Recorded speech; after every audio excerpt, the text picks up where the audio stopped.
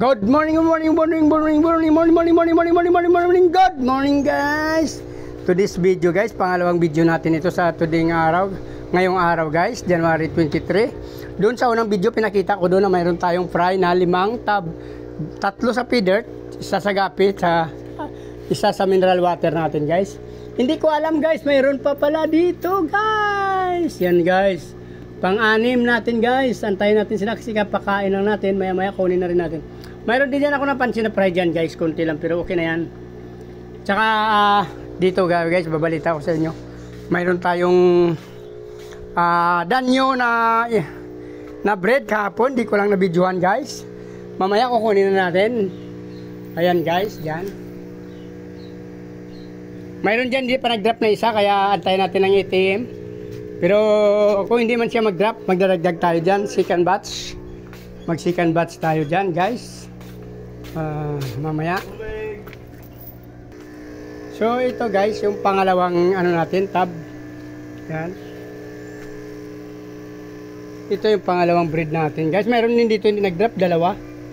Kasi dito, apat-apat ang nilagay natin dyan guys. Antayin na natin. Maya kunin na rin natin yan.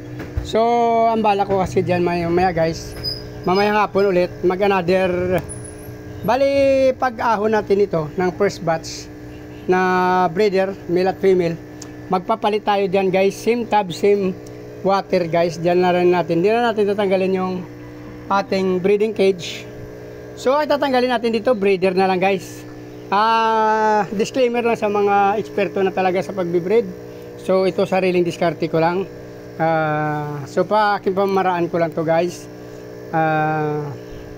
Ang gagawin ko kasi dito guys, kukunin ko yung mga breeder, tapos yung breeder cage, iwanan natin, tapos mamamayang 4 PM maglalagay ulit tayo ng panibagong breeder guys.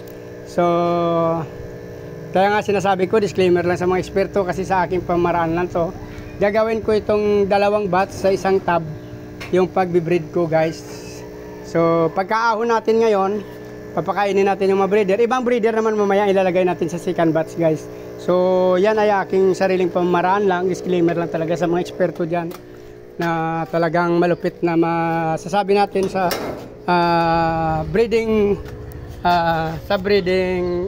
ng mga live fish, no?